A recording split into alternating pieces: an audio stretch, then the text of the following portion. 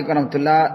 پیارے بھائی، دراصل عوام کو گمراہ کرنے کے لیے خود ساختہ سوالات کریٹ کیے جاتے ہیں کہ آخری دن کی نماز میں رفع الیدین دکھاؤ، تو جو میں نے اوپر جواب دیا وہ سمجھنے والے کے لیے کافی ہے۔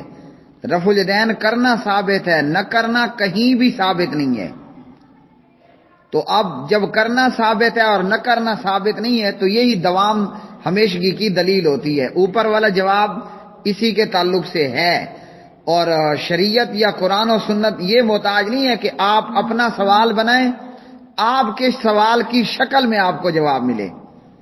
تو اس لیے یہ جو سوال کریٹ کیا جاتا ہے آخری دن کی نماز ہو اس میں رفع الیدین دکھائیں، حدیث موجود ہے اس پر، اور میں آپ کو اس کی کاپی بھی یہاں بھیج رہا ہوں۔ لیکن یاد رکھیے کہ جب ایک چیز کا کرنا ثابت ہے اور نہ کرنا کہیں سے بھی ثابت نہیں صحیح سند کے ساتھ، تو وہ کیا ہوتا ہے؟ وہ آخری دن ہی ہوتا ہے۔ اب آخری دن کی جب دکھائی جائے گی آخری رکعت میں دکھائیں، تو یہ کوفیوں والے سوالات ہوتے ہیں، سوال بذات خود غلط ہے۔ اگر سمجھنا ہے انشاءاللہ اوپر جو جواب میں نے دیا آپ کی آڈیو کے ساتھ نشان لگا کر، وہی اس بھائی کے لیے کافی ہے۔